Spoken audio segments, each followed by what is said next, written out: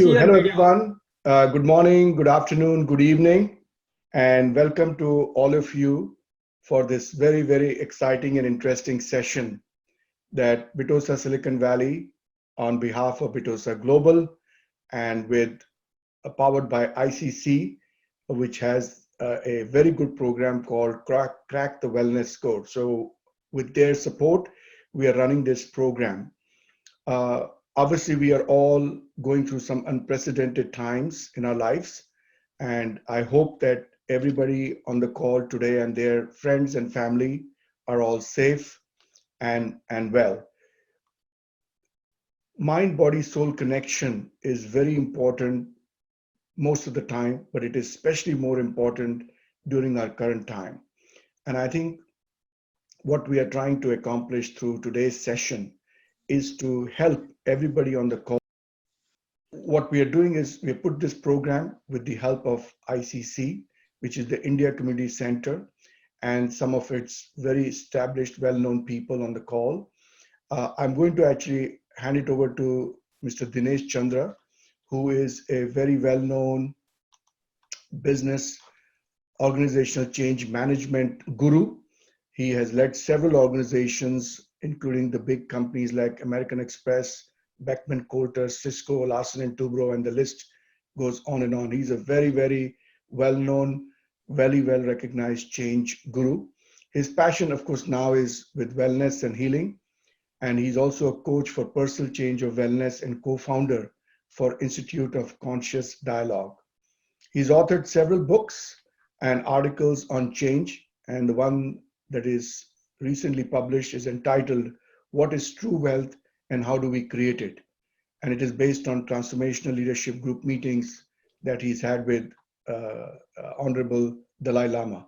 He's also taken many senior folks from the Bay Area to meet with Dalai Lama. So we have a fantastic program. I know it's a packed program, so I'm going to hand it over back to Dinesh to take it forward, and I will come back to you towards the very end. So please relax, enjoy, and I'm sure you will love this session today. So Dinesh, over to you. Thank you.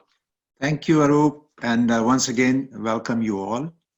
Like Arup said, in this uncertain time, we trust that you're taking all the preventive measures. What else can we do? We have a choice. We can be proactive and build strong immunity to deal with COVID-19 and any other future virus, or we can choose anxiety. The purpose of the support group is to encourage adoption of the wellness best practices. Knowing is power and learning to do is superpower. That is our belief here. Each week we learn wellness habits from experts and then we practice adopting them. Arup said it, my passion is healing and adopting wellness practices. And I have 4 passionate people in this hour. Jesse Sheehan, who is passionate about music, Dr. Sachin Deshmukh and Erika Deshmukh, yoga master and conscious eating we are going to learn today. Dr. Naras Bhatt, our sleep expert, and Dr. Madan Kataria, founder of Laughter Yoga. So stay tuned. And we always start with listening to soothing music. So here is Jesse Sheehan. Hi, everybody. Good morning. I was going to play a little Bansuri for you in Rag Kirwani, which is a rag based on a scale known in the West as harmonic minor scale. And this rag is often played in instrumental music. It's considered good for instrumental music. You won't hear it in vocal music as much. So here it goes. Jesse has spent 4 years in India learning from Pandit Narayan Ghosh and other masters. So here's Jesse.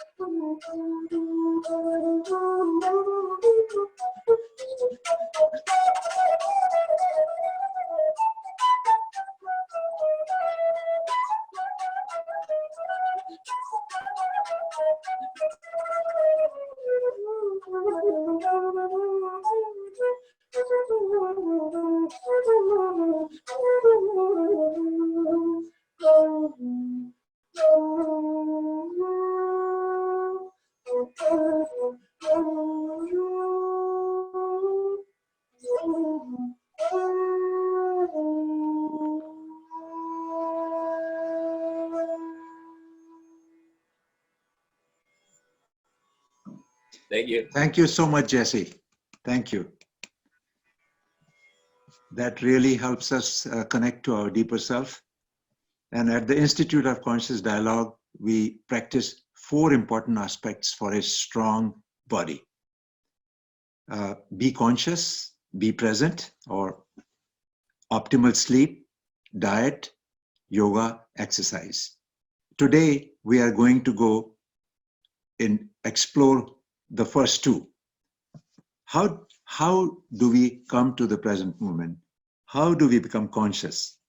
Most of us operate most of the time on autopilot, like waking up, making coffee, getting ready, driving to work, taking calls. While our mind wanders, we are not present. What does it mean to be present? Well, to me, being present means to focus our awareness on this moment with calmness, acknowledgement, and acceptance of our feelings, thoughts, and body. Why is it so hard? It's because our mind is a chatterbox and processes more than 60,000 thoughts a day.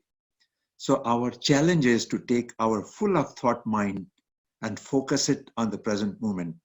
It's like acknowledging the weeds in our backyard and bringing our focus on the rows. How do we do that? Well, very simple. One of the habits, if you already are meditating, wonderful. If you're not, then may I suggest that you just sit in a comfortable position now. Set an alarm for 5 minutes. And today, Sachin is going to take us through feeling our breath, and you will soon practice that.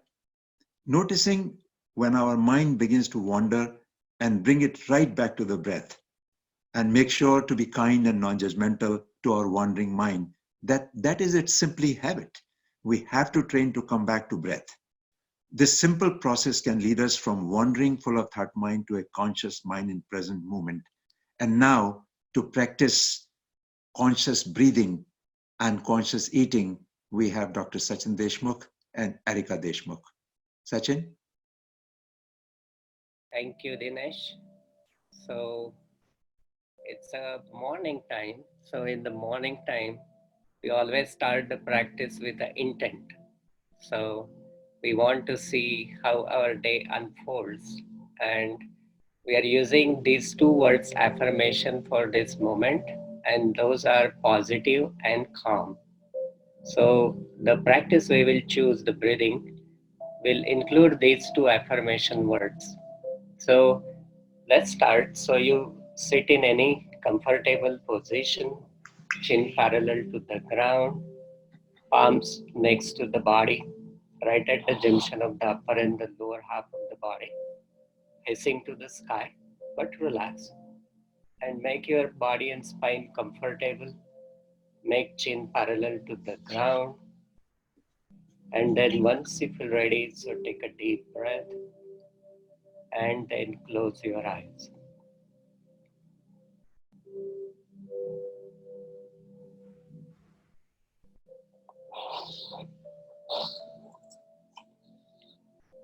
So follow your breath and then see, are you breathing through the chest or breathing through the stomach? So if you are breathing through the chest, we want to transcend it all the way down to the stomach.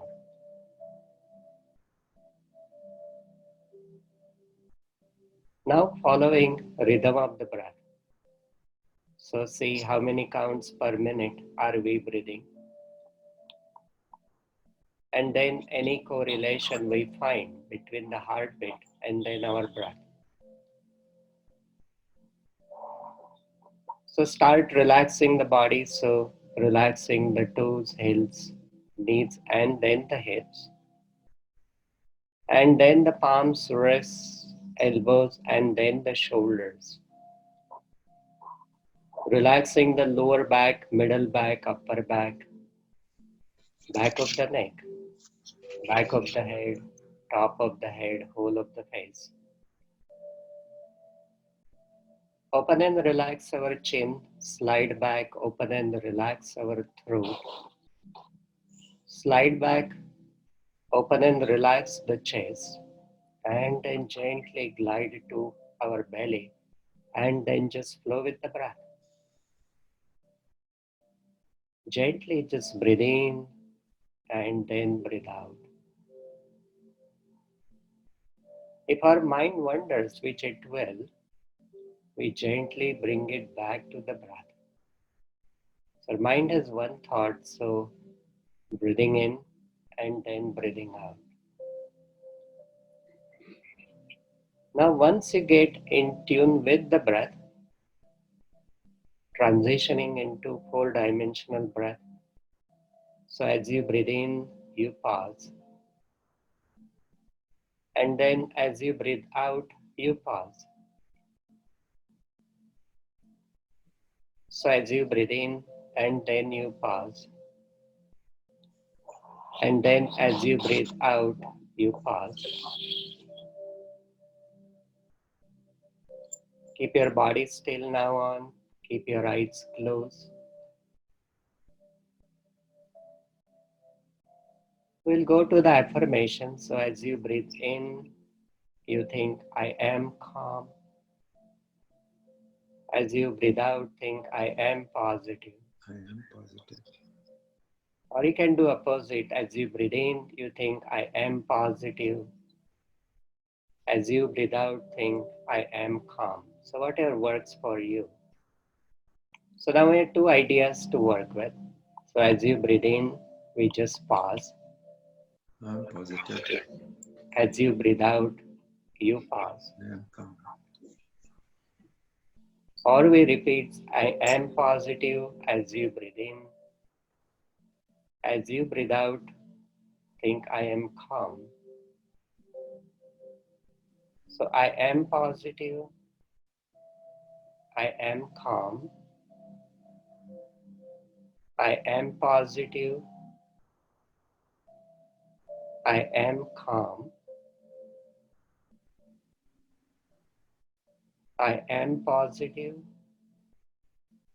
I am calm. So now I will go into the deeper into the affirmations. I will recite the whole affirmation.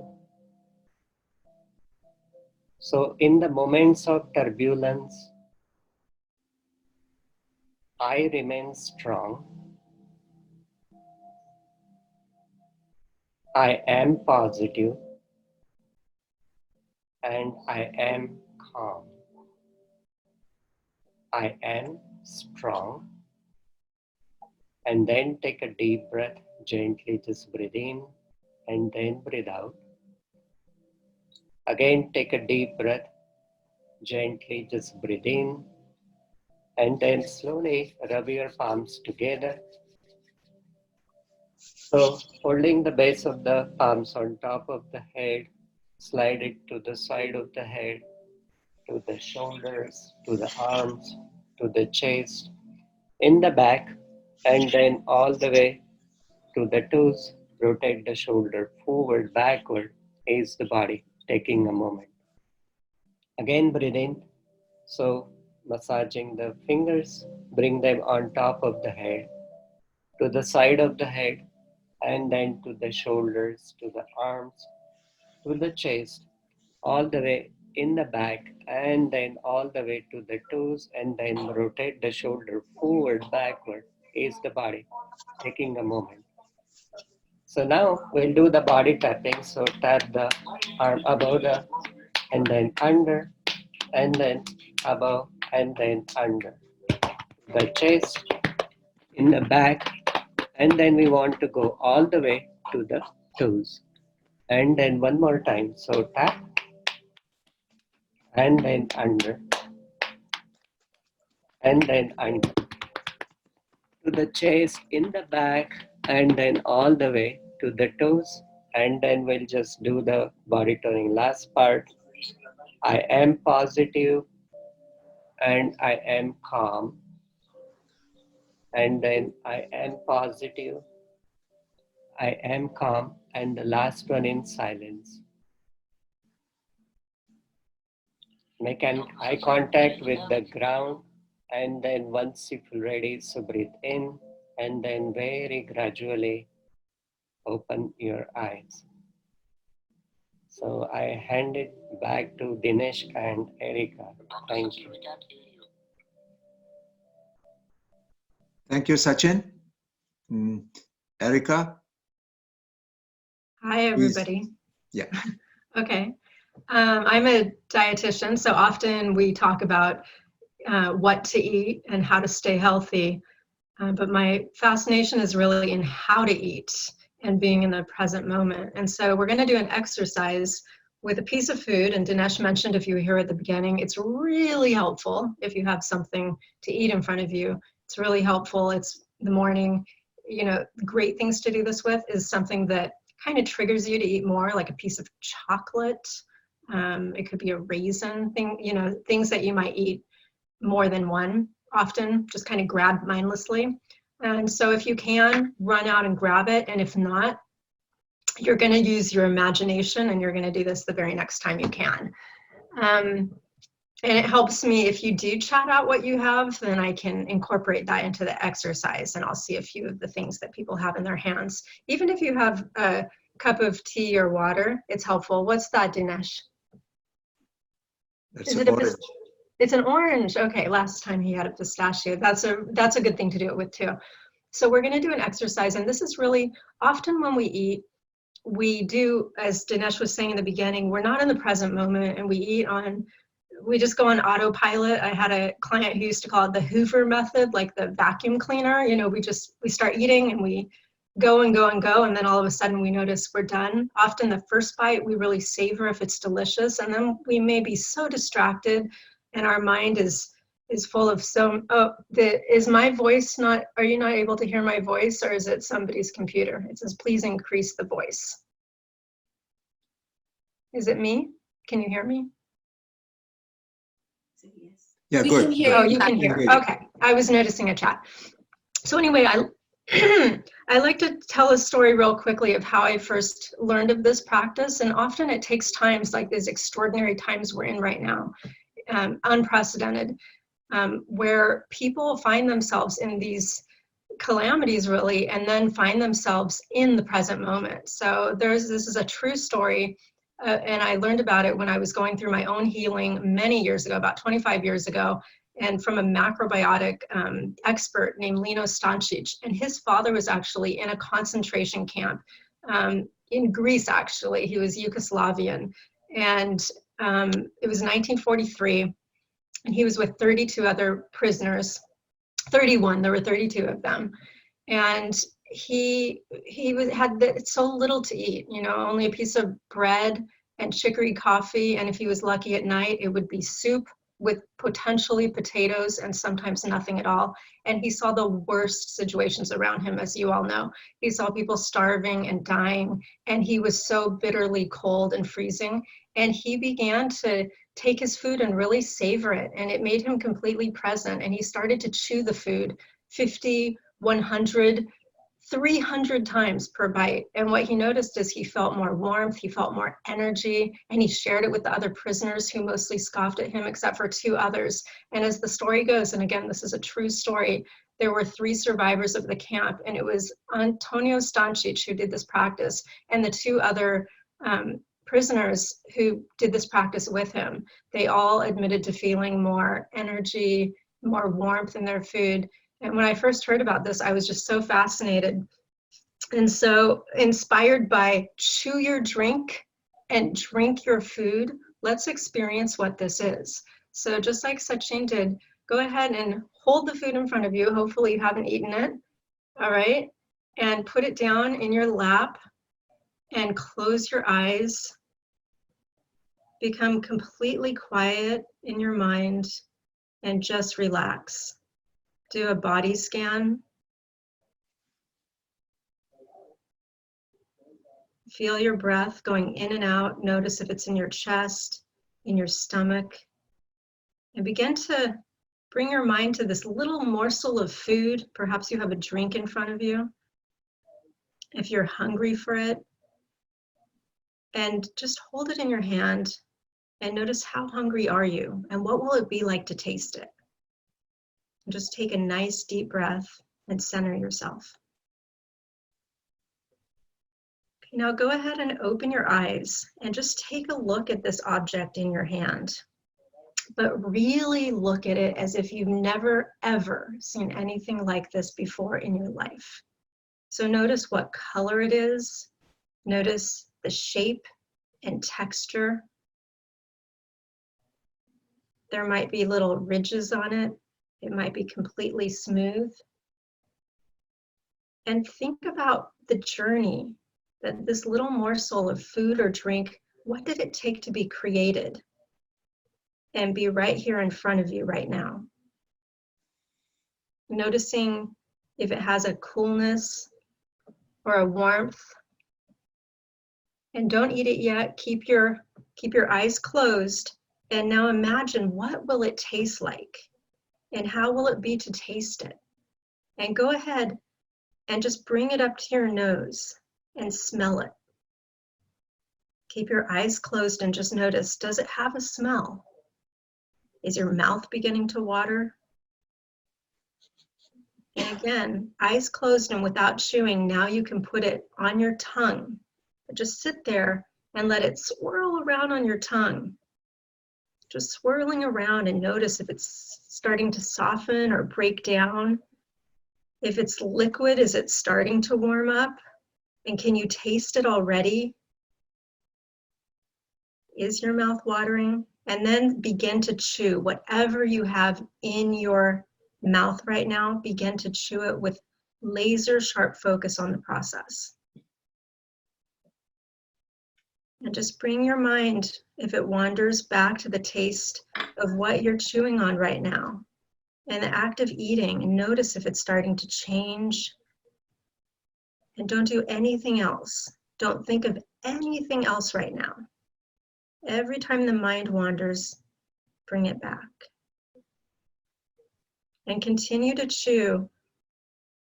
And continue to chew until it's uniformly smooth. And use that consistency of the food or the drink you have as a sign to swallow. And notice, just like breathing, you don't have to do anything special to swallow. And then after you've swallowed, just spend a moment thinking about, how was this experience for you? And how could you incorporate this into your daily practice? This is really a practice about being in the present moment when we eat. You can go ahead and open your eyes. And I'll just add in one last comment. A lot of times people take this practice, very seriously, and we chew and we concentrate, but it's really a practice of enjoyment and savoring. We love to eat, and if we love our food, why not be completely present and enjoy the moment? That's it. I hand it off to you. I know that we have a lot of great presentations, so. Thank you. Thank you so much, Erica. We are learning.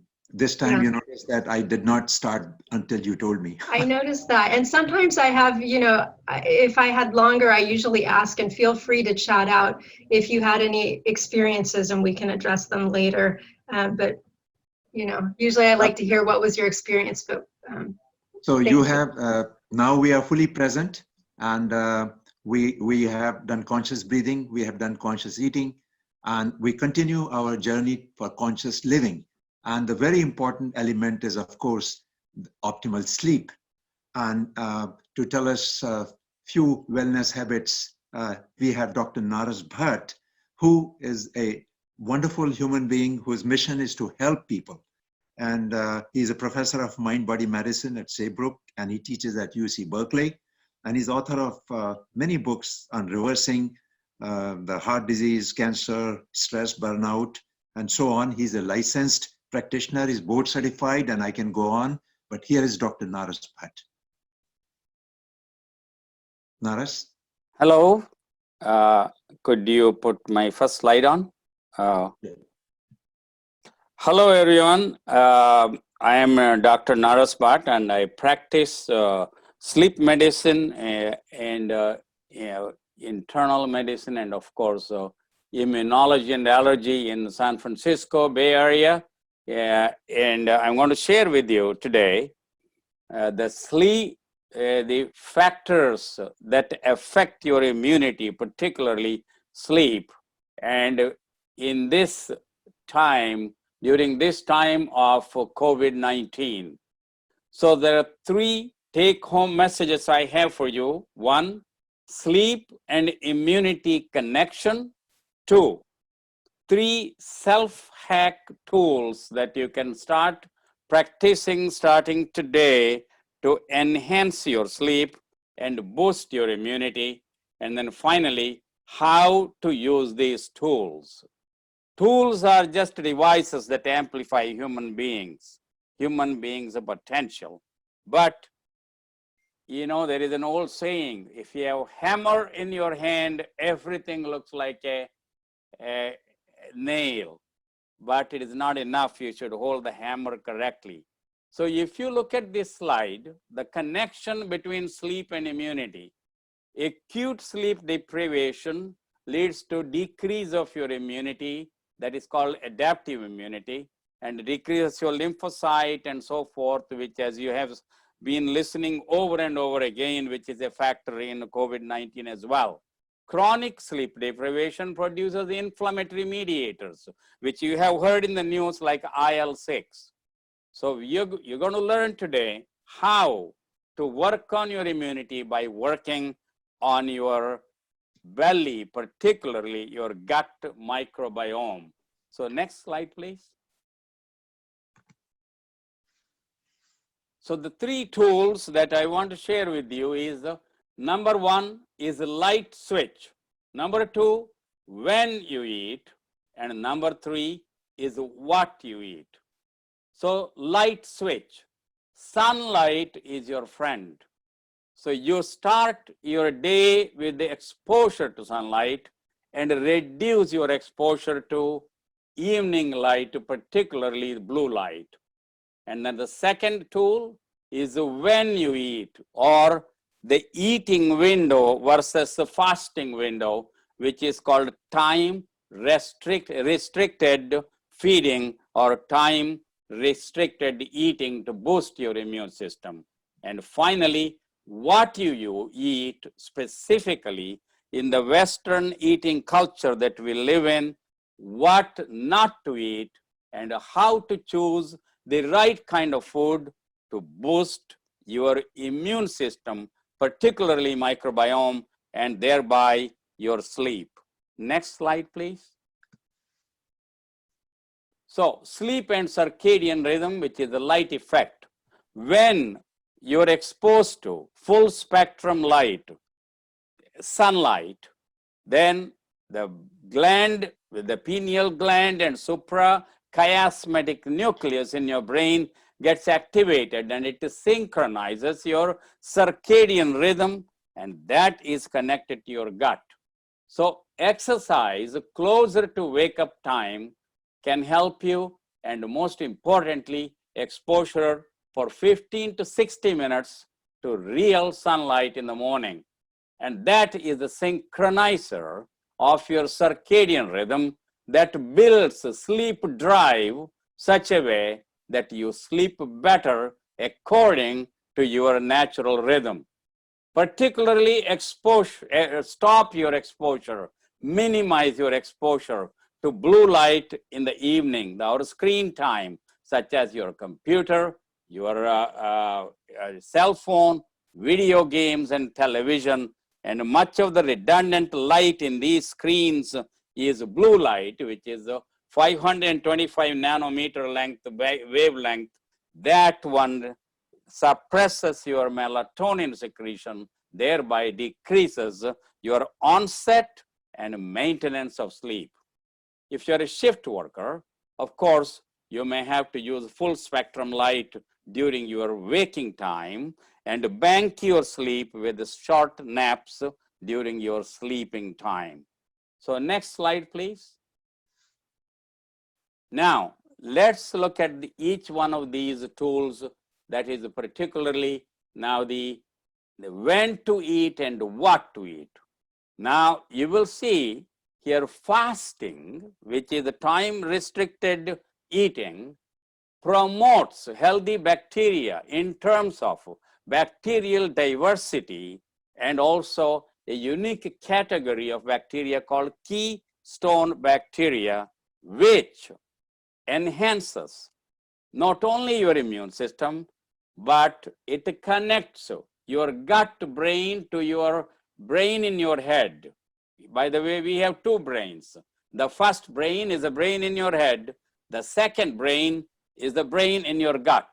So intermittent fasting, which is the best way to do intermittent fasting is synchronize your eating mostly during the waking hours, which is your the time that you have the sunrise outside, which is the circadian rhythm. And for example, if you start eating in the morning, stop eating approximately 8 hours afterwards and have a 16 hours of fasting and then 8 hours of feeding. This once again enhances your gut microbiome diversity. Now, the last tool is what to eat. What to eat in this culture, we use most of the time processed food, which has reduced resistant starch. This experiment you can do yourself today when you go home. And what is it? That is, in the evening, before your dinner, half an hour before dinner, you consume resistant starch as a starch powder, which is like potato starch or green banana powder, or easily available is inulin powder in any grocery store or pharmacy. And 1 to 2 tablespoons of these powders, if you put it in water and drink as a drink, half an hour before dinner or closer to your bedtime, it is going to give you short chain fatty acid and the specific keystone bacteria and bacterial diversity on the first night itself that will increase your REM sleep, your memory stabilization, and also boost your immune system. So in short, I have given you 3 tools. That is exposure to sunlight. Second is the fasting, and that is the eating window versus fasting window, and resistant starch. Resistant starch, once again, to summarize, comes in 3 major forms. That is the lentils, that is what is called dal, and then the whole grains, that is unmilled or partially milled grains, and then seeds, and then beans, particularly things like garbanzo beans, black beans, red beans, kidney beans. These are unprocessed whole grains or whole lentils and beans that gives you resistant starch. Then uncooked potatoes, unripe bananas, and maize. Maize is called maki in the Indian system. And then these also give you resistant starch. More importantly, if you cook rice or pasta or potatoes and put it in the refrigerator for 10 to 12 hours, that turns into resistant starch. When you eat it, it gives you the microbiome benefits and sleep benefit of resistant starch. So with that note, sleep is a slayer and sleep is a saver. And then try practicing these things when you go home tonight. Thank you very much. Thank you. Thank you so much, Narasji. There is a question, should we eat when we are hungry or should we follow a fixed pattern? Well, you should eat according to circadian rhythm. That's number 1. Number 2, you should eat, of course, when you are hungry, but you manage your hunger such a way that you eat during your eating window and then you fast when your fasting window. So circadian rhythm is the key here. Thank you again. Now we have a few minutes for some questions and answers. So Dr. Bhatt, there is another question for you. What is the minimum sleep hours? Okay, that's a very good question. The 6 to 8 hours is the recommended sleep according to the American Society of Sleep Medicine. It varies. Some people are longer sleepers, some people are shorter sleepers. But a minimum 6 to 8 hours is what we recommend. And another question is 11 a.m. to 7 p.m. a good eating window? 11 a.m. to 7 p.m. is the second best eating window. The first better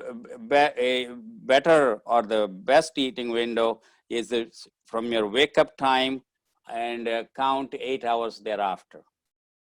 All right, here's another question. What about drinking water during fasting? Does lemon water okay during fasting window? Any fluid that is non-caloric during the fasting window is okay. All right. So, so we need 16 hours intermittent means we can take snacks. During the 16-hour fasting window, you do not eat any snack. Naren Bakshi is one of the co-founders of Crack the Wellness Code. So welcome, Nareshji. So, Naresh, wonderful job you did today. A question that I have is, I have been practicing 1 hour Vipassana meditation, and after I started practicing, my sleep requirement has gone down. Is that normal? Well, as I mentioned earlier, sleep, you need at least 6 hours of sleep because sleep has different components. Deep sleep, and then also sleep with dream, which is called REM sleep. Then you have the light sleep. So researchers have found out that most of us, regardless of our age, need approximately 6 hours to have these different sleep architecture, meaning thereby light sleep, deep sleep, and REM sleep. And so even though you think you need less sleep, it is ideal to have at least 6 hours of sleep according to the new research we have. So I was getting 7 to 8 hours, but after I started to do 1 hour Vipassana, I need 1 hour less. Is that normal? That is perfectly all right because you can your sleep gets consolidated depending on the quality of sleep, and in fact we use it that way in treatment that is called sleep restriction therapy, so that you have more consolidated sleep as opposed to very light sleep. So you're doing very well because your yoga has helped us to consolidate your sleep. And Narenji, if I can add, when you are meditating for those long hours, you are getting some of the benefits which we get in sleep. So meditation is also very, very beneficial that way. Another question for you, Narasji, what about exercising during fasting hours? During fasting hours, you can do your normal exercising, although most of the time we recommend walking is the best exercise, but very vigorous exercise like running and sprinting and so forth, you may not like it. But if you train your body, of course you can do it. But in general, we recommend walking as the best exercise. Another question, Ramadan is coming and eating habits are going to change. What is your advice for that period? I have, as a scientist and as a doctor, I do not agree with the Ramadan fasting because research has shown that Ramadan fasting is not synchronized to your circadian rhythm. So if you look at the literature, Ramadan fasting increases your insulin resistance, increases your cardiovascular event, and that is why what Ramadan fasting people do is they fast and overeat at the end of the day, and that too processed food and high in carbohydrate and sweets, which is very much detrimental to your physiology, particularly for diabetes and heart disease, and of course for sleep as well. Thank you. And one more question. Sleep needs to be continuous or can it be piecemeal? Sleep needs to be continuous in order to, these are called sleep stages.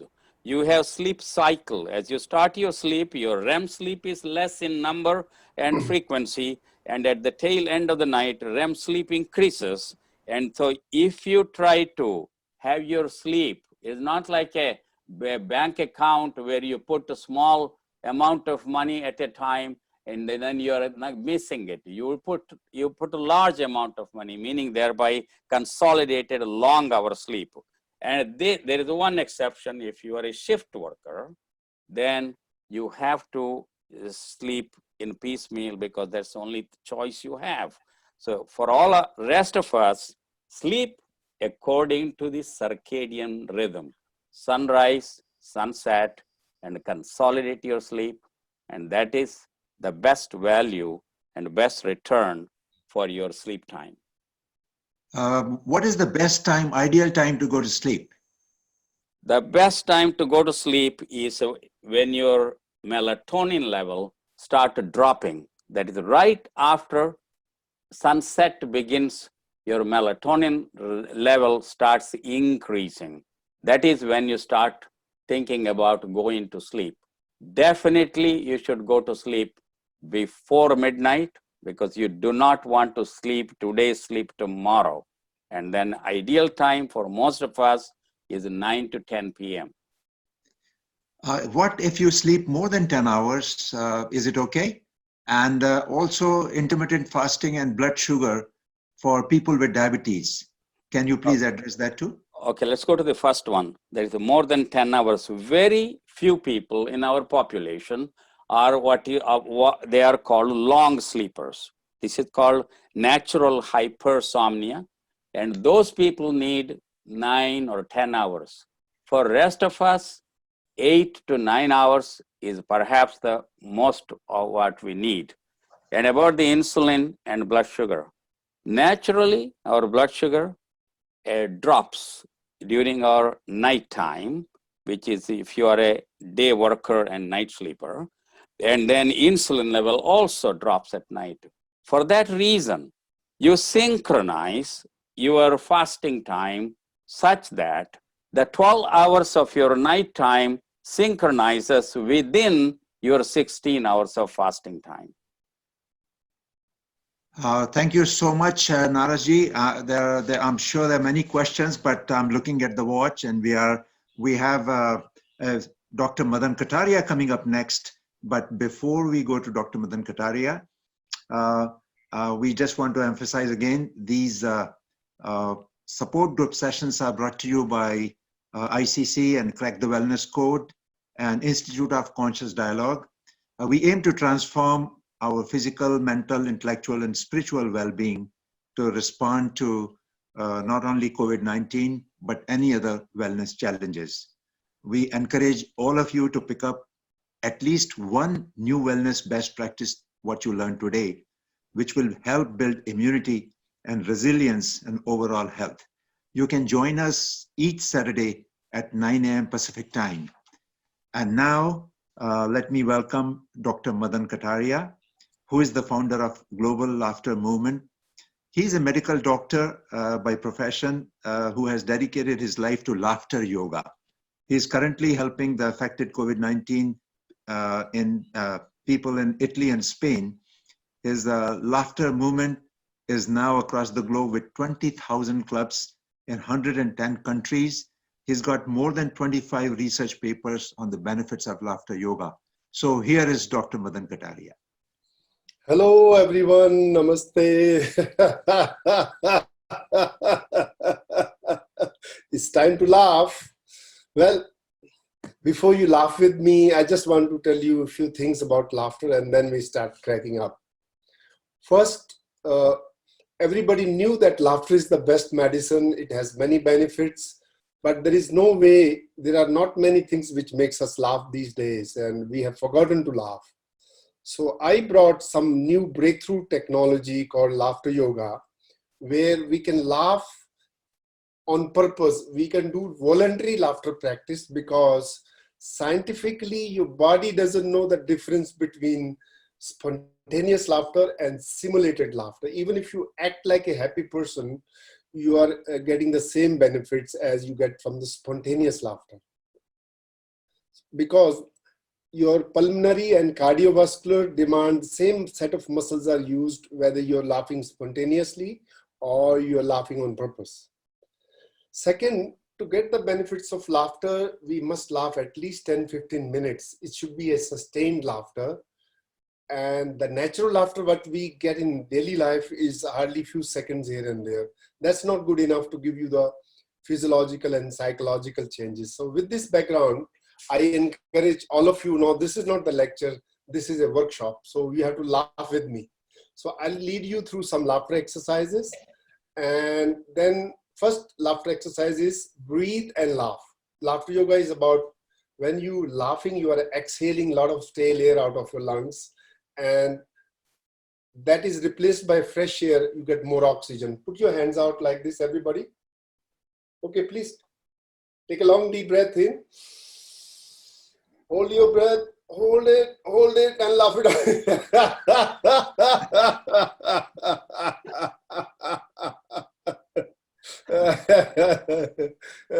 out. Once again, take a long deep breath. Hold your breath, hold it, and laugh it out.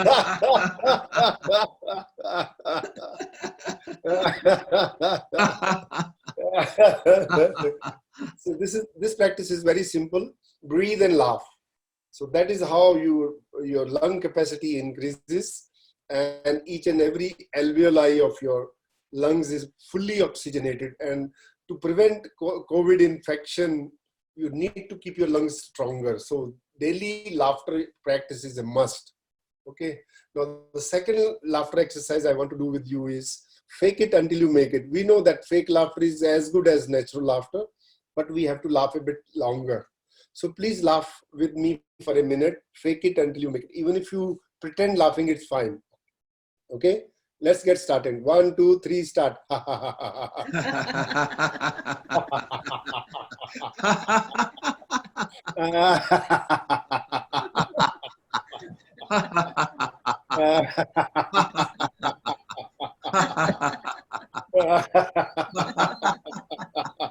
Keep laughing.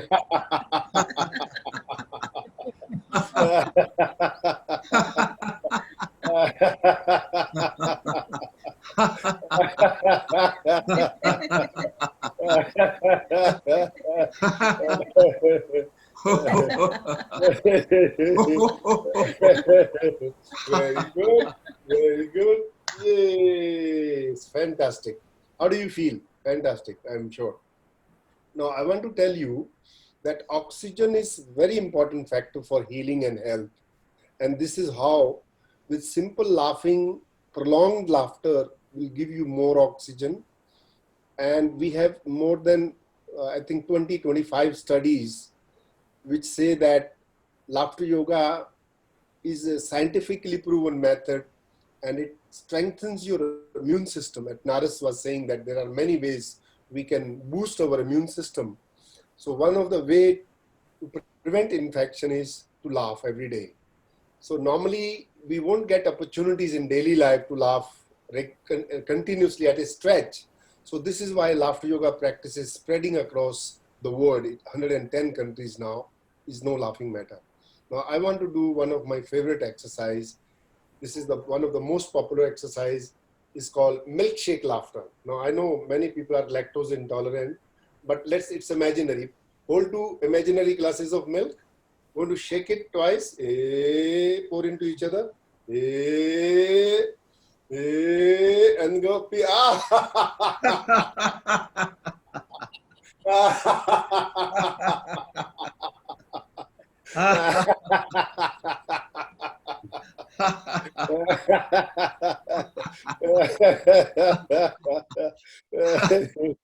So you can, if you want to argue with somebody, this is called argument laughter. Come on.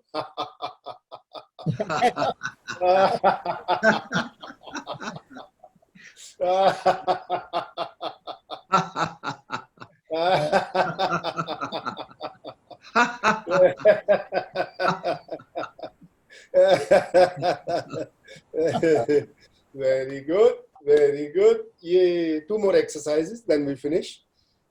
One exercise I would recommend that we should do with your family on the dinner table. Before you eat food, ask everybody to laugh for 60 seconds. It's called 1 minute laughter challenge. Now, it's very difficult to laugh for 1 minute, but when you're laughing together with people, then it's not a big deal. So sitting on the dining table, ask everyone to continuously laugh for 60 seconds. Now we'll do it for 60 seconds. Everybody, ready? 1, 2, 3, go. 60 seconds laughter.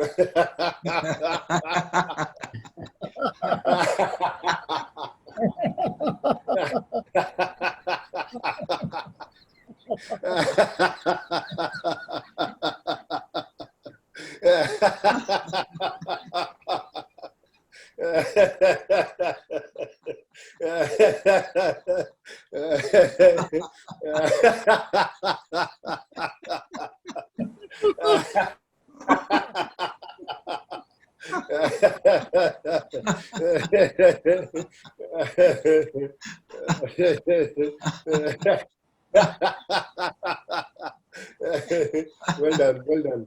And last exercise is put your hands up like this.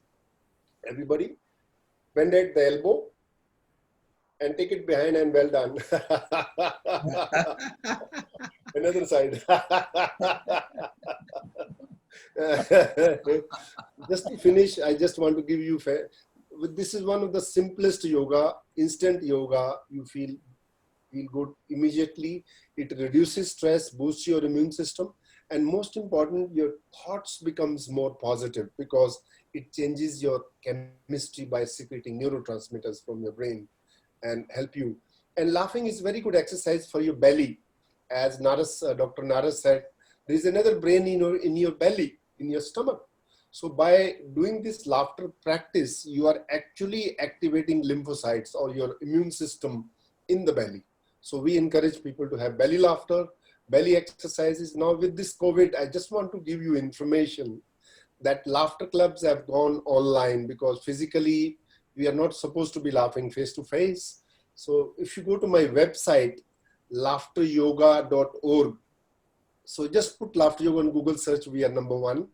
On the home page, there is a list of Zoom laughter clubs and Skype laughter clubs where you can join any club. All are free and you can laugh for 30, 40 minutes, even 10 times in a day. And so if given an opportunity, I'll be of, if you need any help, please send any message and we'll be able to help you. Thank you so very much. Keep laughing. Thank you, Dinesh. Thank you, everybody. Namaste. Dr. Kataria, thank you so much. But there's one question. Which one is better? Voluntary laugh or stimulated involuntary laugh, jokes and all that? Yeah. Voluntary laughter is better in terms of bringing health benefits because we have study from New Zealand where they compared people doing laughter yoga and group of people laughing at watching comedy movies. They found that laughter yoga group was far better than natural laughter. But here in laughter yoga, when we're laughing in a group, it's a mix. You start off as an exercise, but it gets into real laughter. So laughter yoga actually gets you more laughter in your daily life also. Actually, you're exercising your laughter muscles. You get into habit of laughing at small things. It's a big science. I can't cover it in a small period. But in short, laughter yoga is a much better way than natural laughter, even comedies. Thank you, Dr. Kataria. Thank you all panelists. Keep laughing, keep building your immunity. And Arup, would you like to say anything? Yes. Arup Jochi. Thank you, Dinesh. First, I would like to thank Dinesh, you, for moderating this session, which I thought was very, very exciting, very learning and lots of experience. Like you rightly said, I will personally take not one, a few of the best practices and apply it in my daily life as well. I hope all the people who participated will do that as well. I wanted to also thank all the panelists. I know Jesse's flute was outstanding, very relaxing. Sachin's meditation, thank you, very nice. Erica's message that I heard from my previous session, what is eat your food and chew your drink, has stayed with me and I continue to practice that. And Dr. Naras Bhatt's clear detail of how you should sleep and how you should manage your rhythm. And of course, Dr. Madan Kataria's laughter yoga. I think all of those were great sessions. I want to also thank Som, who's not visible on the screen right now, but he's been the architect putting it all together. Narenji's blessings and Narenji's mentorship to the Birla Institute of Technology Alumni Association has always been of great help. He is, of course, based in the Valley, so he guides us, and it is his push to get this done is what made this possible for us. So, and of course, the entire BITOSA Silicon Valley team, as well as BITOSA global team that worked behind the scenes to promote this, to get the participants. So, on behalf of all the team members at our Alumni Association, I thank each and every one of you for coming, spending time with us, and educating and getting our people through what we all believe is one of the most challenging times of our life. So once again, thank you. I wish everyone best and be safe. Thank you. Arup, Thank you all. Yes, Narenji? I want to make a suggestion to everybody who's there. Yes.